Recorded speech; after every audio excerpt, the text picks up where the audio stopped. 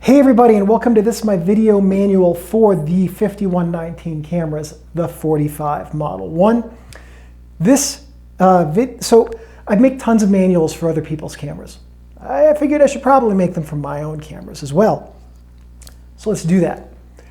So this camera is mine. I spent many years designing this lineup of cameras, and here they are. Well, here's one of them. This was a build-at-home kit. So if you have bought this from backing the Kickstarter, or bought it on my Etsy shop, or even bought it assembled or still not put together used, thank you very much. And I hope you get a lot of enjoyment out of using it. And of course, feel free to share photos that you've taken with the 45 in the comments for this video, and I promise you I will look at all of them. This is made of 7mm thick bamboo. It is almost as simple as a camera can be, and it is designed to be used easily by anyone who can pick it up and shoot 4x5.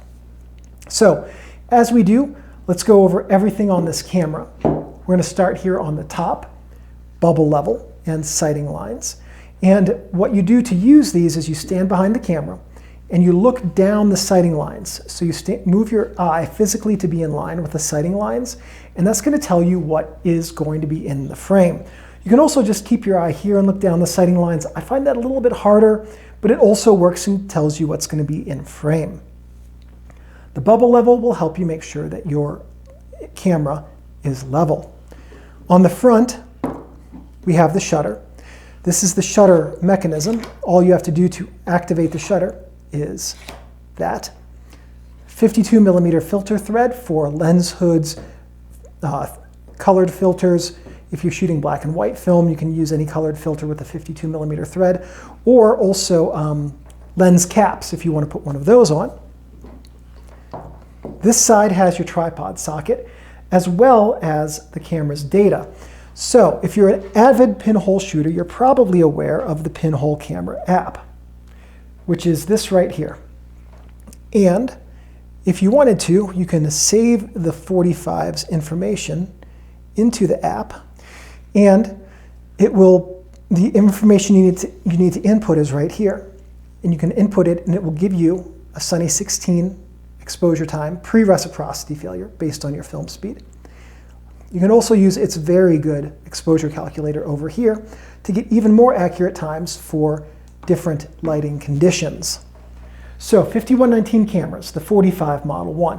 The focal length is 90mm, so from the pinhole to the film plane, and this design does take into account the J distance of film holders, is 90mm. Aperture is 0.4mm for a speed of f/225.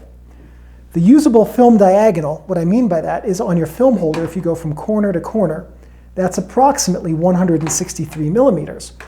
Your image circle is 173mm, which tells you that you're well within the area of the usable image circle. This is the usable high quality image circle.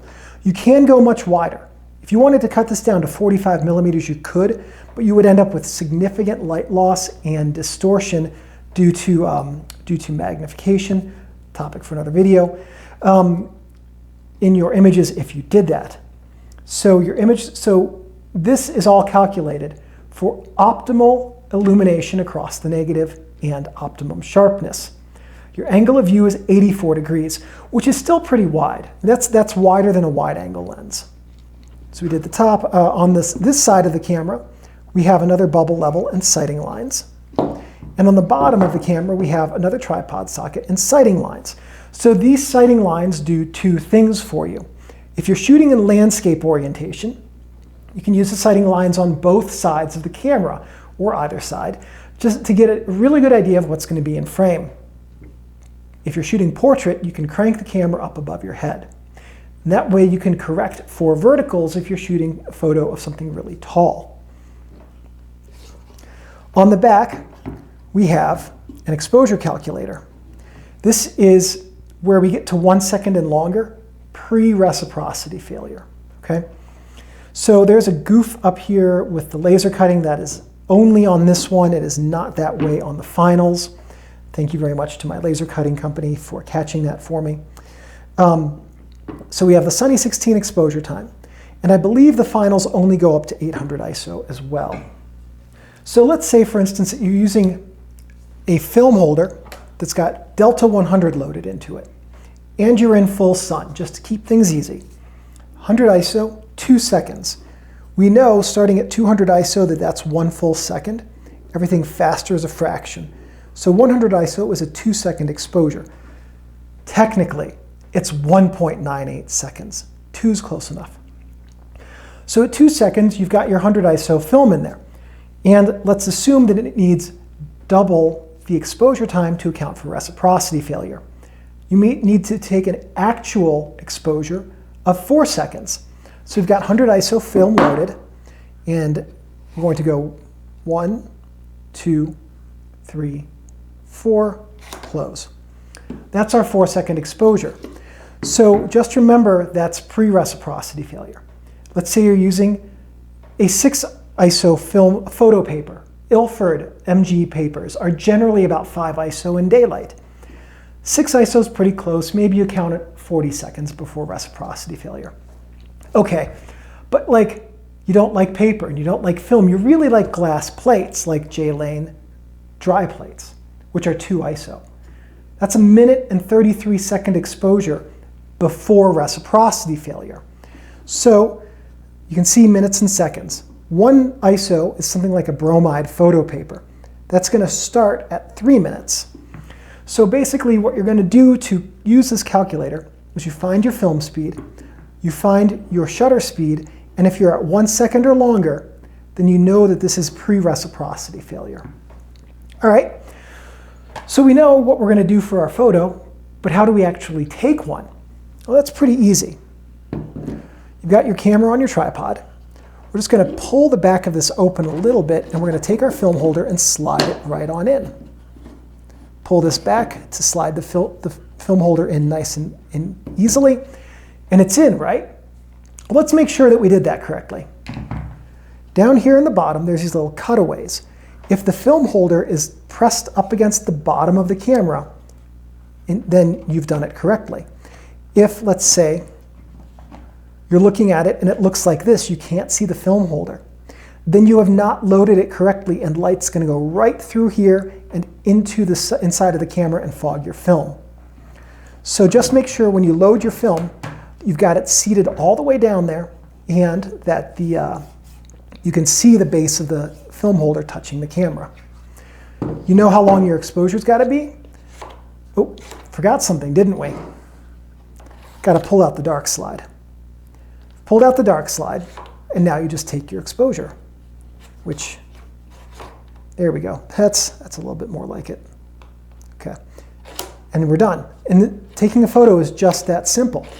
Okay, but you want to take a double exposure. Sure, it's a double exposure machine. First shot, second shot. Put the dark slide back in, save it for a couple hours, take your second shot later. Whatever you want to do with your double exposure, you can do it really easily with this camera because it's built to give you maximum creative freedom when you take your photos. So within the limitations of being a fixed focal length pinhole camera. So,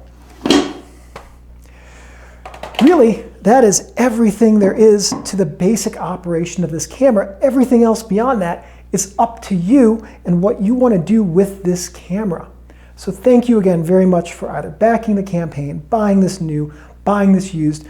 Please, by all means, share in the comments section your photos that you take with this camera.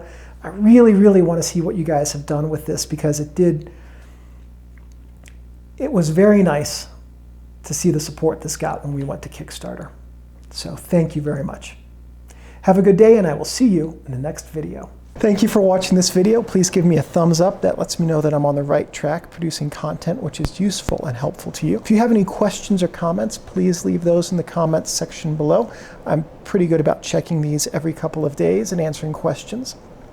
If you have any suggestions or ideas for future videos, and if I have the technical know-how and equipment, I'm more than happy to make those. One last thing. Thank you everyone for watching, and I'll see you in the next video. I gotta get up, Steinbeck. I have to turn off the camera.